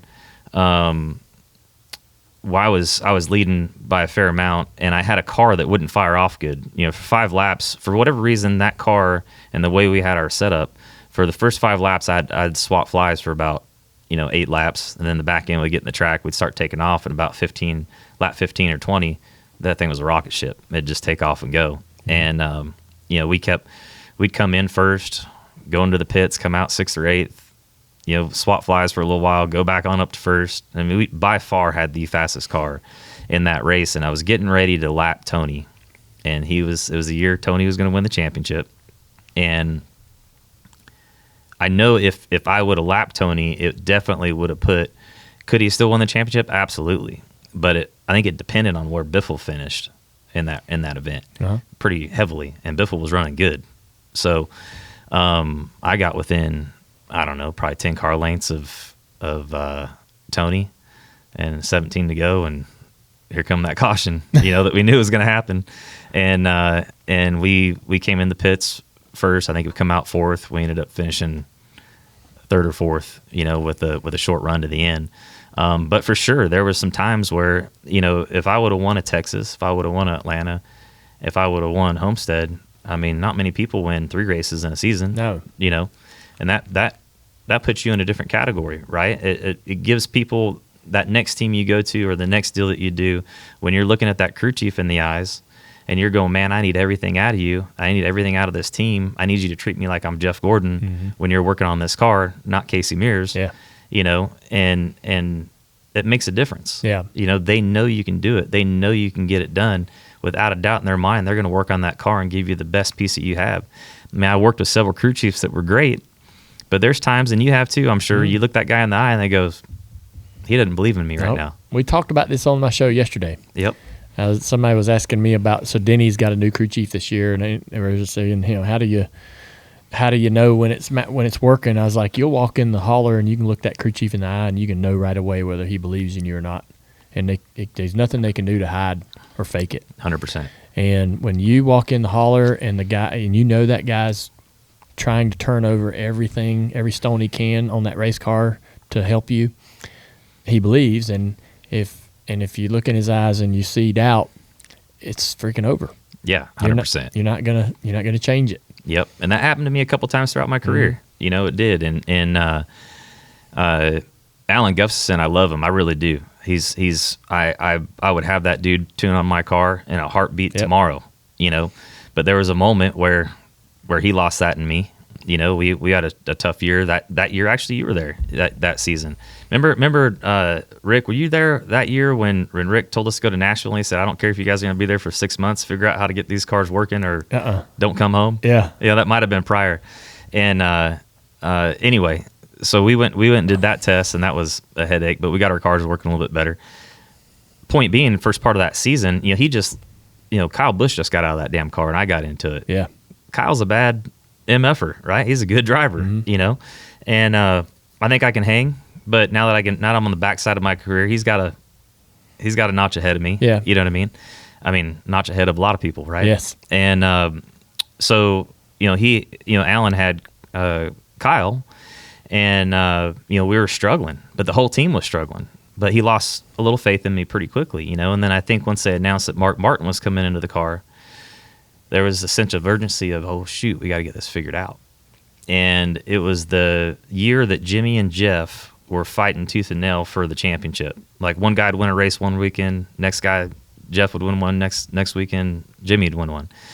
We got it figured out midway season. Both those guys made the chase. I missed it. But if I would have made the chase, and back then I think it was 16, I would have finished third in the championship if we had performed the way that we performed the second half of the year. Yeah. We were the third best performing car that season, but Mark was already tagged to be in it the following year. Yeah. And so that was one time, and there's other times throughout my career too where it's a performance-based deal, and if things aren't working, people start looking other directions. The one guy that I just absolutely loved working with, and he gave me, without a doubt in my mind, 110% of everything he had all the time, was Todd Barrier. Really? Yep. Yeah. So I got shipped over to RCR, which was awesome to get to drive for that organization. So your dad drove for them for years. To be able to drive for a team that your dad drove for was really special for me. Yep. And to drive for Richard. And we got there, and it was another one of those deals where NASCAR changed the rules. None of us are running good. I think me and Harvick were flipping each other off for like 30th or something at Pocono, Yeah. Because we were terrible. And Harvick got all pissed off at his crew, and he had Todd Barrier, and he had the baddest freaking pit crew in the world, at the time. But he got all pissed off, and he wanted to change, so he took all my crew, right? Mm-hmm. And I get Todd, and I get his pit crew. And we start racing. We're still struggling, But Todd came to me and he goes, I need to know right now what you need out of me. And I said, here's what I need out of you. I need you to treat me like I'm a multi-time championship driver. And if you make this car right, we're going to win races and we're going to win championships. Treat me like I'm Jeff Gordon. And as long as you do that, I said, we're going to get along just fine. And he said, no problem, got it. Yeah. And he did. We were struggling that year. Everybody wasn't running good. We'd just built all these brand new race cars because NASCAR had changed the rules. And Todd is like, Richard, I think I found out what the problem is with these things, but we got to build some new cars. We got to build them differently. And Richard's like, BS, we're not doing that. We just damn built 30 of these damn things. I'm not building new cars. Figure out how to make these things work. And so Todd, and I think I can say this now because Todd's somewhere else. He's over at Gibbs. I won't get him in trouble, but he got in with the fab shop at midnight and built me a brand new car, without nobody knowing. And we showed up to, I think it was Richmond, and I had Kevin's pit crew, which was just badass. I'd never had a pit crew that fast before in my life. And I think we finished inside the top 10. Yeah. And all them guys still finished like 25th or 30th. And we went on for about 4 or 5 races doing that before Richard finally asked, what the hell's going on over here? Mm-hmm. And I remember Todd stood up and said, remember when you said, don't build no new race cars? Well, about 5 weeks ago, I went and built one for us at midnight. You want more of them? And Richard goes, yes, sir. Let's build some more of those. We were teammates for, it feels like longer, but 1 year in 2008. 1 year. Yeah. Yep. I don't know what you might remember about that experience, but and that was kind of toward right before you left. But I enjoyed kind of being teammates with you, but it was a very short, brief period of time. It was. I thought that was a cool moment because, there was a core group of us as drivers that I feel like hit it off and would even hang out off the track, and Jimmy and Jeff were a couple of those guys. You and I were a couple of those guys. So that group together, outside of the racing thing, I just thought was kind of special. Yeah. That you had a group of guys that were friends and buddies. As far as 4 teammates, I don't know that you could get 4 guys to be more friendly. Right, 100%. Right? Usually there's always, and not a bad apple, but a different one in there. Right, 100%. So I thought we all got along real well. We shared everything. Mm-hmm. I think everything was open book on the table. I don't know that it was the best years, at Hendrick as far as like what was the product that was getting put on the track at the time. We had a lot of struggles with that new car, trying to get things right, trying to figure it out. But for sure, man, we had a blast, had a great time. And that was a real cool moment in my career. You talk about going on to RCR and running there for 2009. You went through a lot of crew chiefs, but eventually you landed at Germain. Mm-hmm. And you would race there for 5 years. Yes. And you mentioned Booty and working with him. And I feel like that you found a way to really appreciate that was a very small team. Very small. Limited resources, limited funding, but y'all showed up every week. And Booty worked his ass off. Was he your crew chief the entire time? He was, yeah. So, yep. When I was right after you left there, and they had Todd Dillon in the car. I think it was literally the next year. So I'm walking around in the garage, and I was working with Letard at the time, and I was thinking. So I was pretty aware of some of the stuff we were doing to the bodies and some of the trick things that we were trying to accomplish. And I walked by that car, and I went back to Steve, and I said, man, I am really surprised at how hard Booty works, even though he knows he's probably down a little bit under the hood. Mm-hmm. He's probably down a little bit everywhere. Right. But he still is in the details. Yeah, I got a huge appreciation for Booty Barker, man. Yeah. The guy just absolutely works his butt off. We took a program when I got there. It was a tough ride to accept at the time because Max Pappas, he had worked his butt off. I mean, I don't know if you remember how much time he spent at the track, trying to get an opportunity and trying to get into this world. And we all know Max, he's just an outstanding person, human being inside and out. But for whatever reason, it wasn't working at the time, and he just had limited experience in these cars. And I got an opportunity to replace him and go in that. And when I first got there, this will paint a picture a little bit. Germain had a truck team that was really successful with Todd Bodine. They did. And those guys. They won a bunch of races, did really well.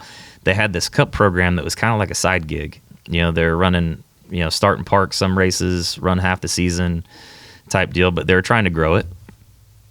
And so I come into there and I go to fit my seat. I'm fitting my first seat and I'm getting everything dialed in, and Booty's in the window. Hey, what do you need? All the cars were different. Not one pedal was the same from car to car. Not one seat was the same from car to car. It was all just from wherever they could get a car, right? And I'm fitting this car, and my seat mold won't fit in the seat that I currently had, and I couldn't figure out why. I pulled it out, and it had a hex head bolt on it, on the seat belts. And I said, oh, okay, that's the problem. Those are thicker, and I can feel something underneath my seat. He said, just replace those with button heads. That's what I've always ran. And Booty's like, man, we're going to have to ask Mike on this one, Mike Hillman. And I said, what do you mean? I said, just put button heads in there instead of hex heads. And he goes, you're going to have to go ask Mike.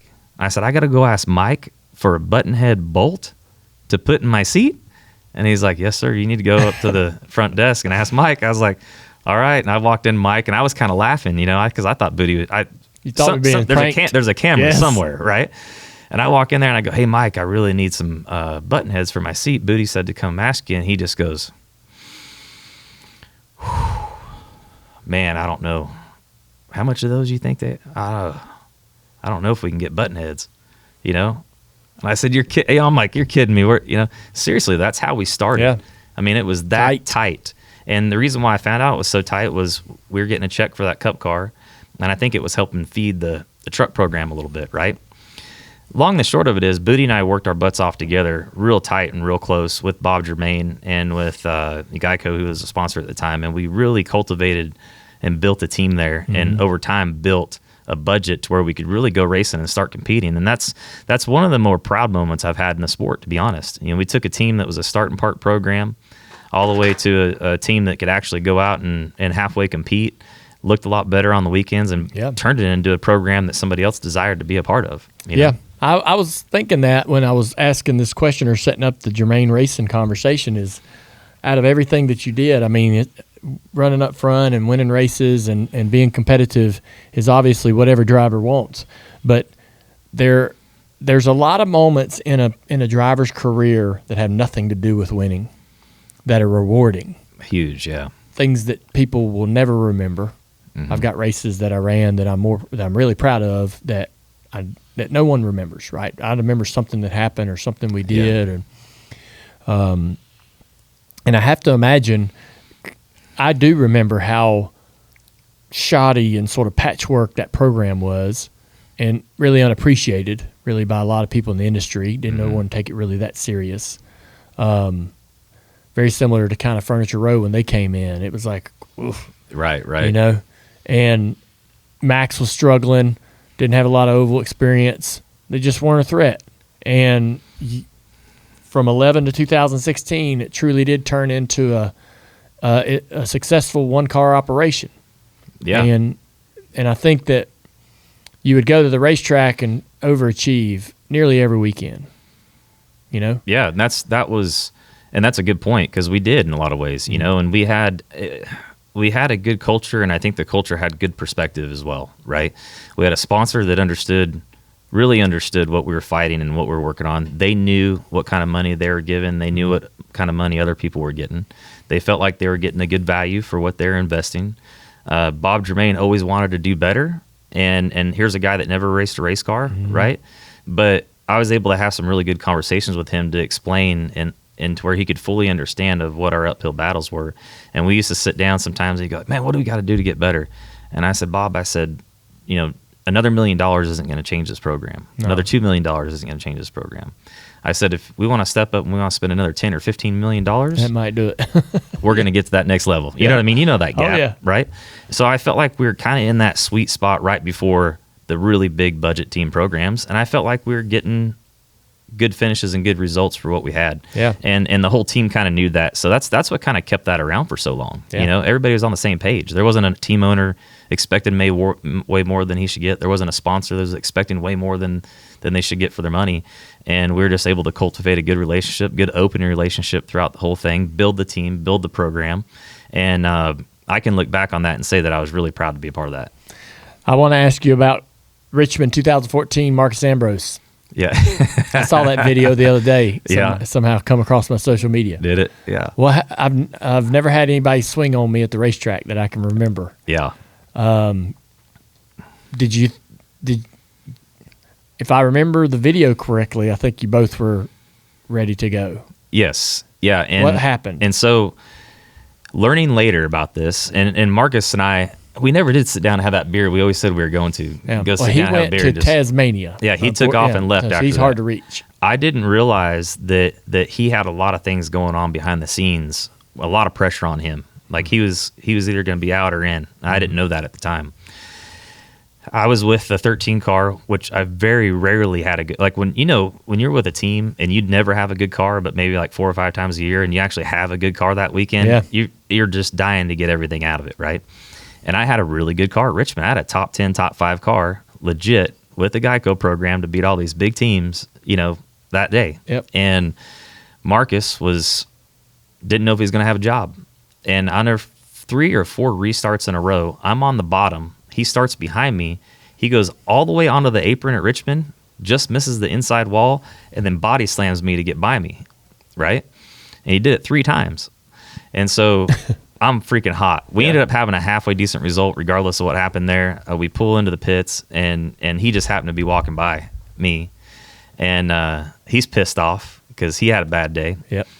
And I grabbed him. I wanted to just knock the out of him, But I thought, gosh dang it, I don't want my team to lose points. I don't want to get fined, but I got to tell this guy how I feel right now. And every word that come out of my mouth, I would have decked me so hard. I mean, if you would have heard what I was telling to him, I needed to be hit. You know what I'm saying? But I just didn't want to hit him, and he hit me, and he got me good. and then I chased his ass back into the hauler. He'd ran, and the guys held me back. I didn't get a chance to get my shot in. But the odd thing about that is Marcus Ambrose is one of the coolest guys in the garage. Yeah, I know. You both are. And then from my standpoint, I've never had a beef with anybody in the garage. You're both 2 great dudes. It's like 2 most mellow, kind of easygoing guys got into it. It was so odd. So later we ended up talking about it, and I said, man, I would have hit me too. But here's what happened. Here's why I was pissed off. And it was just an odd deal. But, and I hate that it happened too, because Marcus is a good guy. And I mean, I take that back. We did talk later on the phone. We never did have that beer, but he said, man, he goes, that's not who I am, and he goes, my kid saw that on TV, and he goes, I was so ashamed I did that, And so he's a good dude, but he is. The passion of this sport, man, and people don't understand the pressures that are going on behind the scenes. They really don't. Oh my gosh. Let's talk about the end. All right. Learning that you're going to not be in the car the next year. What other opportunities did you have? How did you navigate all of that? And how did you come about the decisions you made? Well, there's a handful of things that were frustrating in the way that all transpired. Obviously, knowing that I was a huge part in building that program.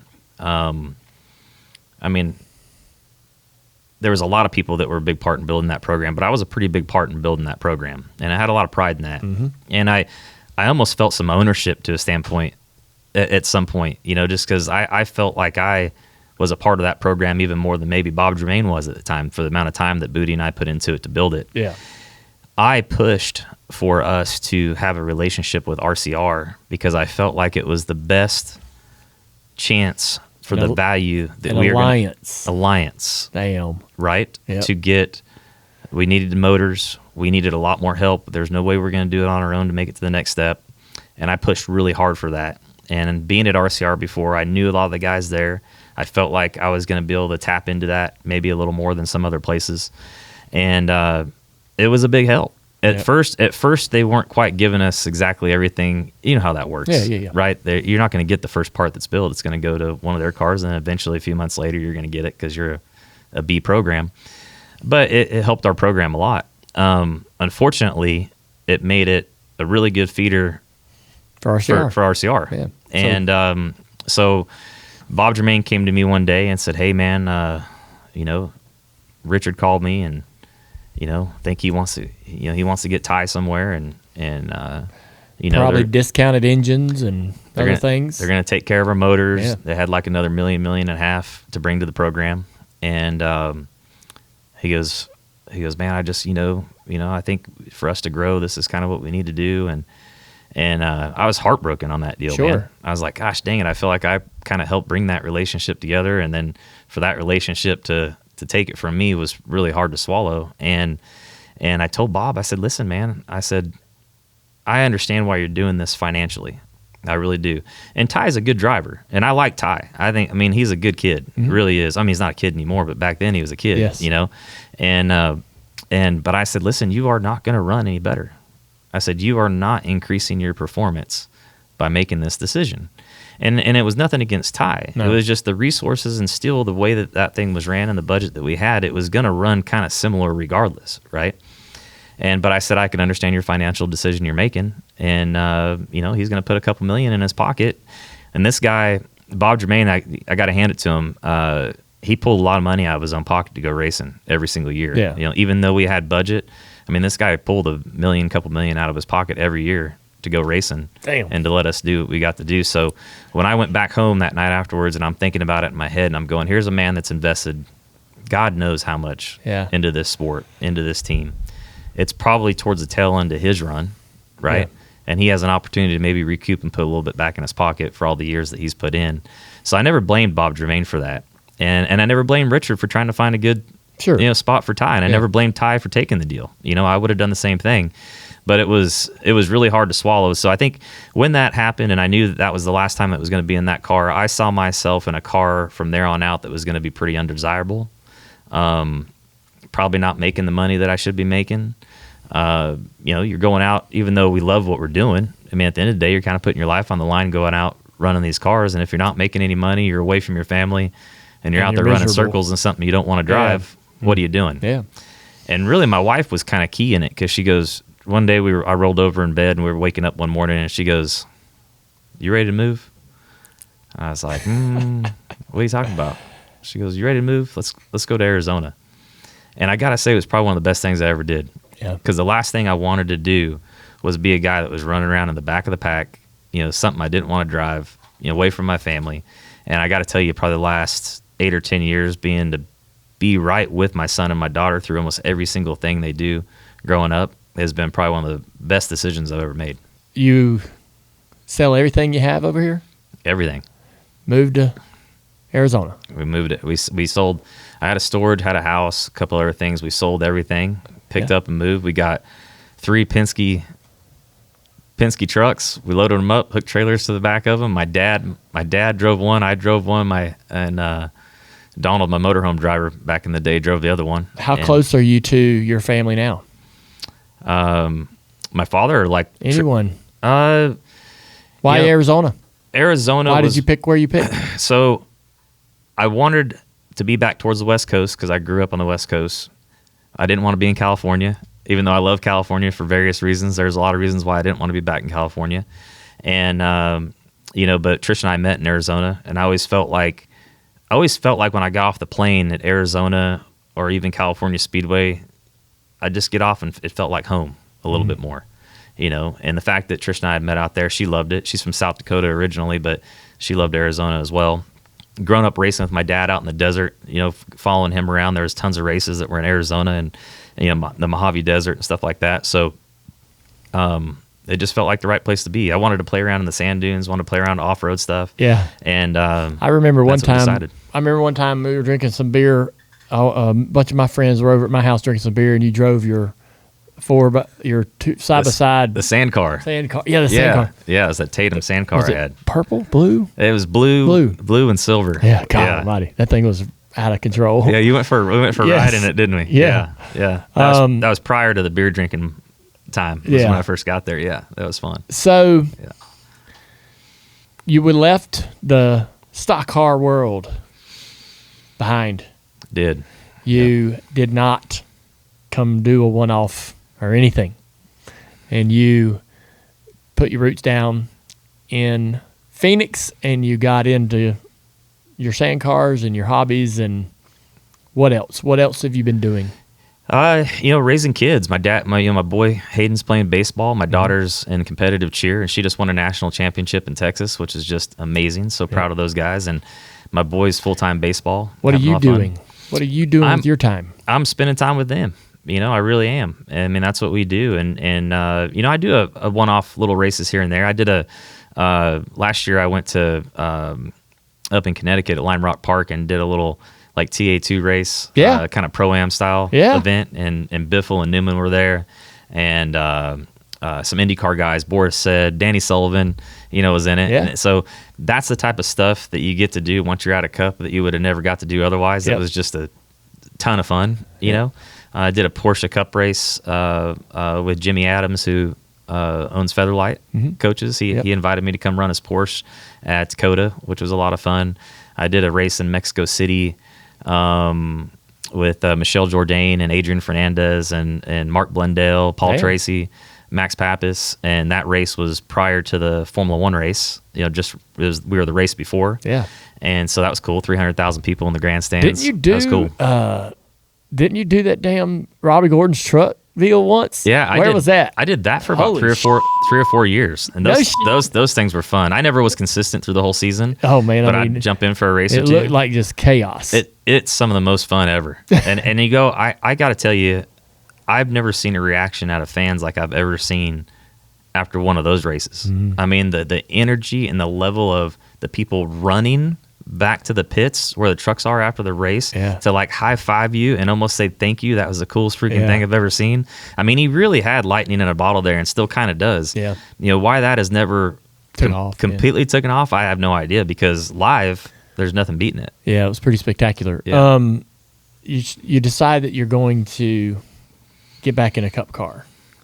Leaving full-time NASCAR, whether you want to leave it or not, whether it's made for you, whatever that decision is, right, is not an easy one.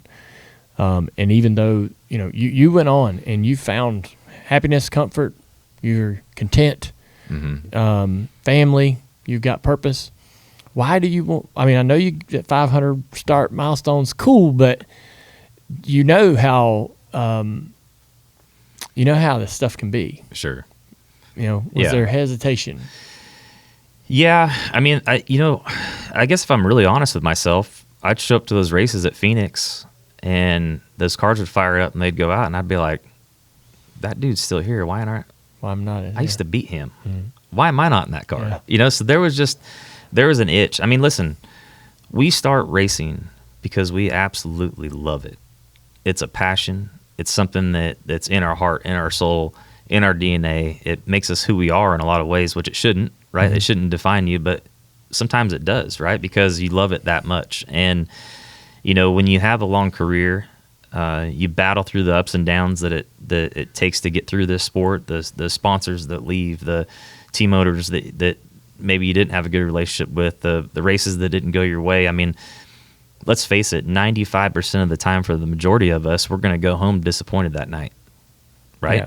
Throughout your whole career. Yeah. And that kind of takes away, you have love for the sport, but there's a moment towards the end where you build these things and they keep getting taken away from you, that you just you lose that a little bit. You lose the passion for it. Yes. And, but it never completely went away. It never completely went away. And when I'd show up to the track, I just felt like I needed to be out there. And I didn't have a good reason to go do it. But then when I started thinking about, having a goal, having a milestone, having a different reason to want to be out there, right? Of course I want to go out and be competitive. Gosh dang, how amazing would it be to go out and win a race, in my last 10 starts to try to reach this 500 goal. But really the goal is to get to that 500. Yeah. And so for that reason, it allows me to be a little bit more lenient in how I do it, who I do it with, how's it all going to transpire. And it's just purely scratching an itch, like you said, getting that feel again, and accomplishing that goal. One of the other things I was just thinking in my mind about what I think you might enjoy is me and Harvick on the Cars Tour, and now they have a West where they race at Kern County and a couple of different places, and it's really casual, like one or two races a month, and there's probably like a 12, 14 race schedule in the whole season, and so like I run about 4 races in my late model car. That's perfect. And it's perfect. I got one coming up in 2 weeks, and then I won't race again until August. I'll go through the whole summer just with doing work. But And you never did that. You never really had that short track grassroots chapter. I never did. No. I've never raced a late model. No. And I think you'd enjoy it. Yep. I would encourage you to see what local opportunity might be out there for you. I'd love to do that. And I know watching you do it is inspiring. I think it's super cool that you get out and do it. You got to be willing to get your ass kicked. Yeah, because these guys do it every week, right? They're good, but it does scratch that itch. Gotcha. And you don't have to go far to do it. Right? I've been meaning to get a hold of Harvick because, now that he's done all that with the Kern Speedway, and I just think it's so cool that he's, great facility. One thing he's done a really good job of, and I was never quite in the position that he was in to be that guy to really support our hometown. I was always every year wondering where I was going to be or if I was going to have a job, but he's done a good job of giving back to Bakersfield. I know he's donated a lot to the schools and things like that.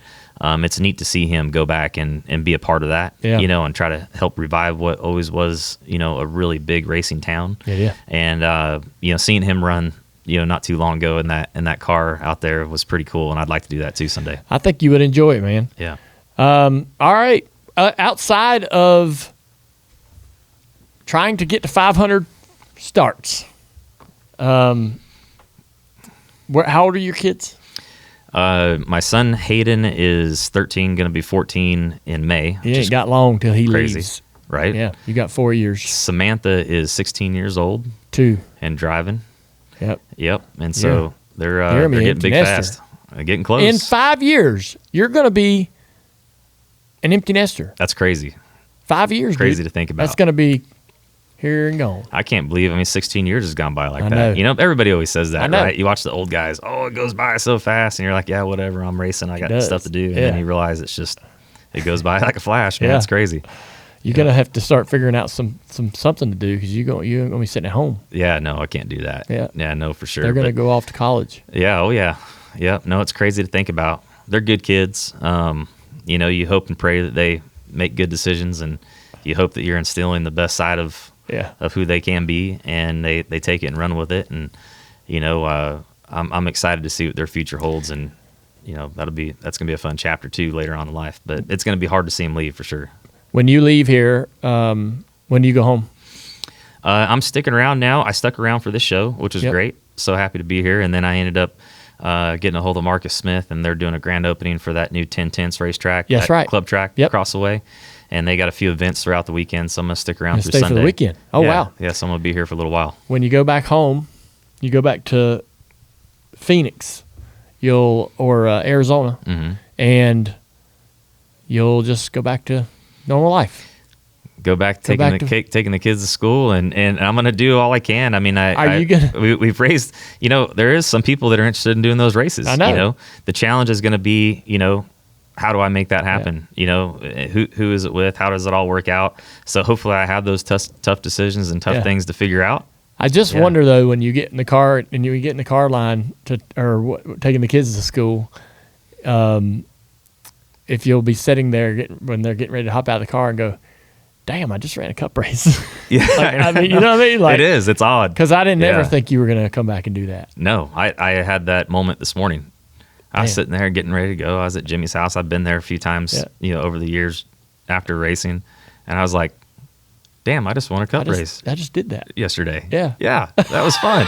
And you know what was cool about that? My kids are older now. Yeah. They can soak it in and understand it. What did they think?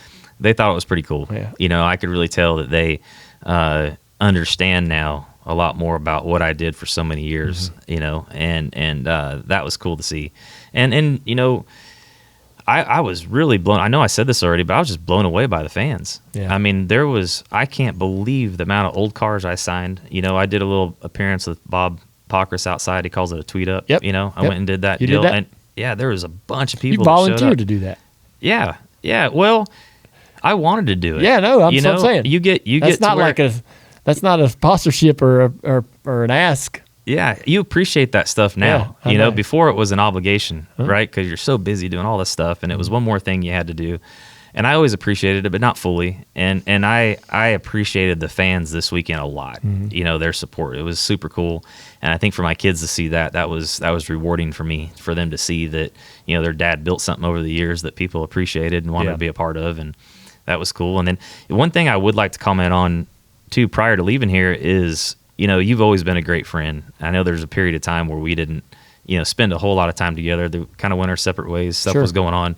And I really enjoyed, you know, all of us four together, our 8 together when we were on that vacation. Yes. Just being able to reconnect, you know, at a different level, a different time in our lives, rehash some of the old stuff that we did over the years. And I just feel like it was super cool to reconnect with you like that and kind of root that friendship back in again. I agree. I mentioned that at the top of the show, and that's a great way to close this conversation. We had, I think that I'm choosing my words, but we were really fast friends back in the day. Right. You know, and I didn't really remember or appreciate, I guess, how much we did spend time together. Early on. We weren't teammates. You and, you know, I think the connection a little bit was Jimmy Elledge. Yeah. And how he was a part of my life as well. But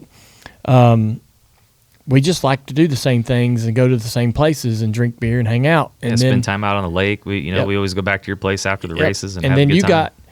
you got married and started building a family, and your life went another direction before I got that part figured out. Mm-hmm. So yeah, man, when Jimmy brought us all together, I knew Matt and I knew Jimmy. I hadn't seen you in a long time.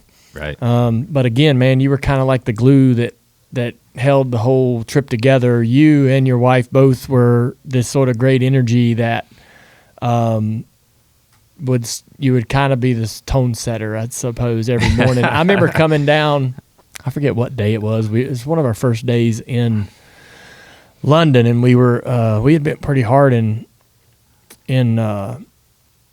Scotland. Yeah, we did. There wasn't a pub that we passed much. No. I mean, it was hard to get by. But I remember getting up that one morning, and I was like, I am dragging. I am not feeling that great. And I come downstairs, and you and Jimmy were already going. Yeah. And y'all were like dressed up all in your stuff, and I'm like, all right.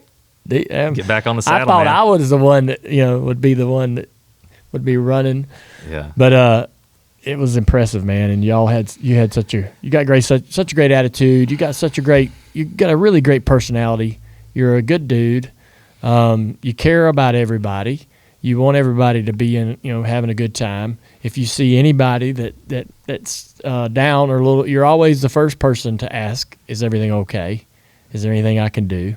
You just got a really great quality about you, man. I appreciate you. I'm thankful that we got to go on that trip and reconnect. Me too. I'm thankful that you got some motivation to come and drive a race car and have some fun. You should be able to enjoy that and do that on your own accord and however you choose. I'm happy that you're satisfied and stable and productive in your personal life and doing what you want to do. Yeah. And thanks for coming over today. I know you got other things you could be doing. Thanks for coming over today and sitting down and talking to us. Everybody, you talk about the fan reaction and how awesome it was and how taken aback you were. People will watch the show and listen to it in audio form and have that same exact reaction. They want to know where you are, what you're doing. I have guys in here all the time with similar they're in similar places in their lives, right? And people haven't heard from them in a while. And I love watching it. Dude, they want to bring people on here all the time. And I'm like, damn, I haven't seen that guy in forever. That's the fans love to know what you're up to, and they don't need a crazy story or any splash. They just want to know you're all right. Yeah, because they do. For lack of a better way to describe, they do fall in love with you and your career and support you, and they, your fans in particular, right? Are there every single day. Yep. Through that fight. I can't tell you how many people that you've seen the same people week in and week out coming to 30 races a year, 25 races a year. I mean, they put a lot of heart and soul into it. Yep. And one thing I do want to say too is I'm really happy. I feel like this is a love fest right now. I need to settle down a little bit, but it's super cool, man, to see you where you're at now too in your life. You and Amy and the girls, the life you guys have built is super cool. You couldn't have found a better girl for you. I know, gosh. You guys are a pair. It's fun to do. And then lately, I've been catching glimpses of the show here. You guys doing some stuff together. Yeah. I mean, gosh dang, that's the best thing ever. I mean, the ratings got to go through the roof because you guys just you share it and you have fun and have a good time, and I love seeing that. Thank you. I'm proud of Amy, and I'm glad for friends like you that knew me 20 years ago to see where, you know, what is happening in my life and how she's a part of it. And I know that you knowing me the way you do, to see how Amy's changed me so much has got to be like blowing your mind. But because gosh, I'm different. But you are. Yeah, you are. Same but different in a lot of good ways. For sure. Yeah. Well, man, hey, we'll end the Love Fest right here. I'm thankful that you came out. Thanks for visiting. I can't wait to go on another trip. I'm ready. You're a damn blast from the past, and can't wait to see. I can't wait to see what you do next in NASCAR with the next race you might run. Hopefully, you do go to Daytona, Talladega, and get one of those in. That's always a blast. Right. That's one I kind of do miss the most, is running Daytona. Yeah, I tell you what, there's an art to those places. It is. You know, once you figure it out, man, it's just a lot of fun. Yeah, for sure. Well, thank you, buddy. Hey, thank you. Good to see you, bud. Casey Mears on the Dale Jr. Download. Awesome to talk to Casey. We did goof around and party together back in the day.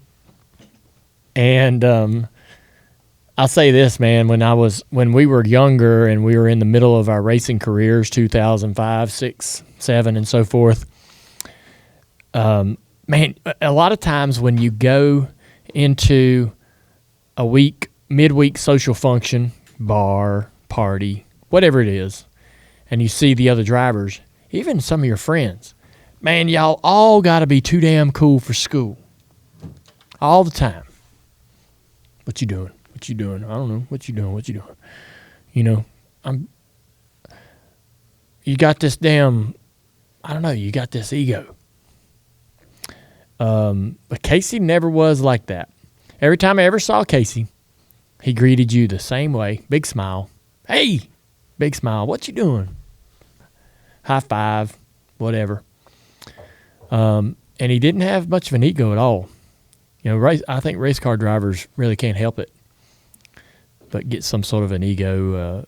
Think they're badass. Even these truckers and Xfinity guys, man, you watch them and they get in them, they get their ride and they're like, oh, yeah, I'm here, I made it. But especially when you get to the Cup Series, holy moly. But Casey, man, he was pretty unaffected by it, and that's one of the things I appreciated about him is the guy that he is today. It's the same guy he was back in the day. Now he's a little more calmer now, or happier and content, because as we talked about it in the middle of a Cup career, there's a lot of anxiety and pressure, and you feel that and you see that in everybody. I saw it in him back in the day, but just a great dude, man. Just such a good guy, and fun to catch up. Jimmy Johnson is the kind of friend that will, I might not talk to Jimmy for months, but he'll call you and go, hey, man, I'm going on a trip, and I think y'all would be great to come along. And, he's one of those guys. He's like, hey, me and Kenseth are going. We want to see if y'all want to go. Hey, Mears is going to go, And it's like, well, damn, now I'm going on a trip with 3 guys I raced my ass off with back in the day that I never would have planned on my own. I never would have called them, invited them on the trip, and we went to Scotland and London, which are 2 places I'd never been. So pretty incredible. And just in a brief, 5 days, made a lot of great memories and just had some really awesome experiences. But it was fun to be around them again, especially Casey. I mean, he's just so fun, such a good dude. But anyhow, thankful for him to come through. Hopefully you enjoyed the conversation. Great to catch up with these guys after they've been out of the sport for a while and they go on and do other things, and it's kind of always fun to ask them where their mind's at, where their head's at after their careers are over with and they've had a little bit of time to sort of sort it out. But seems like Casey's in a pretty good place. Yeah, let's get to the white flag. All right, the Teardown was live on Twitter and YouTube Sunday after the race. If you hadn't checked it out, you're getting instant reaction from Jeff and Jordan. And probably instant overreaction, because I think all of us overreacted a little bit right after that Xfinity race. There was reason to react, no doubt. But after a couple days, I think we all walked it back just a little bit in terms of what we think should and shouldn't happen to a few drivers. But on Monday, Denny Hamlin was back in the studio after his first win of the season. Denny not only gives us a great insight into how he put that win together on Sunday, but he also comments on the other shenanigans going on at the racetrack over the weekend and his sort of view on how to handle those things. Door Bumper Clear also dropped on Monday. We had an incredible guest. Mark Martin dropped by via Zoom and gave us some incredible insight. Y'all be paying attention to Mark Martin, because I think this is a guy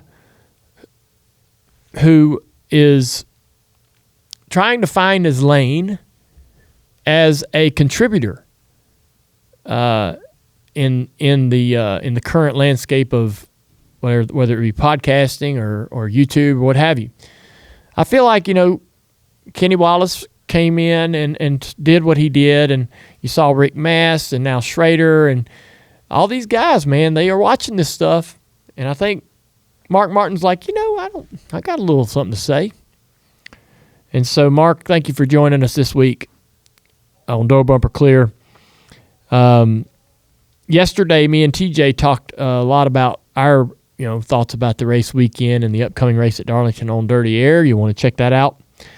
We did a little Dirty Mo Doe as well in that show. I know a lot of people keep telling me, or I keep reading online, I miss Dirty Mo Doe.